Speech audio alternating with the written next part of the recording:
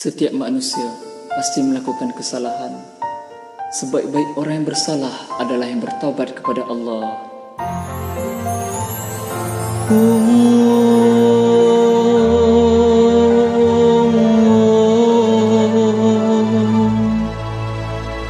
Ku sedar ku berdosa kerana sering lalai dan leka, membuatkan kau kan murka, berteman rasa menyesal.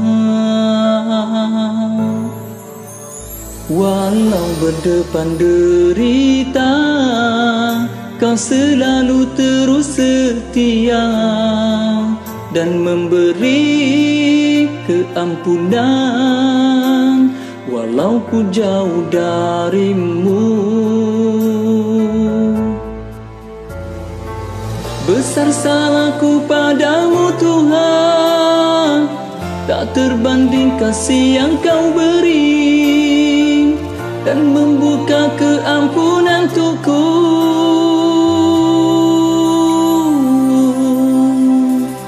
Quran kaulah cahaya, menyuluh jalanku untuk kembali dan pegang pada janji kita jika di alam ruh dahulu.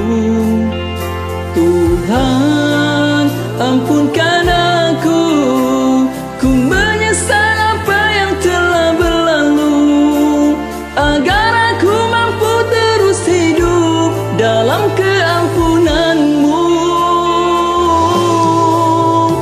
Walau berdepan derita, kau selalu terus setia dan memberi keampunan, walau ku jauh darimu.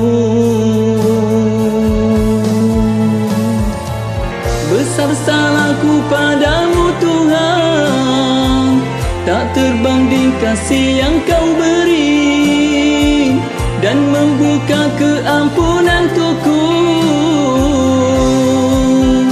Quran kaulah cahaya, menyuluh jalanku untuk kembali dan pegang pada janji kita jika di alam ruh dahulu. Tuhan, ampunkan aku, ku menyesal apa yang telah berlalu, agar aku mampu terus hidup dalam keampunan-Mu.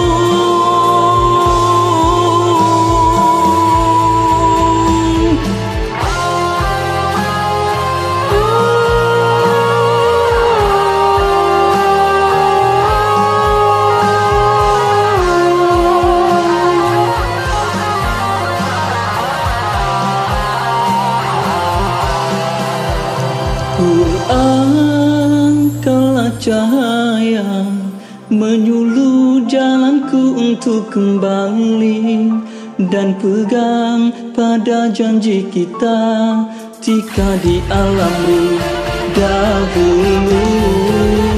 Tuhan, ampunkan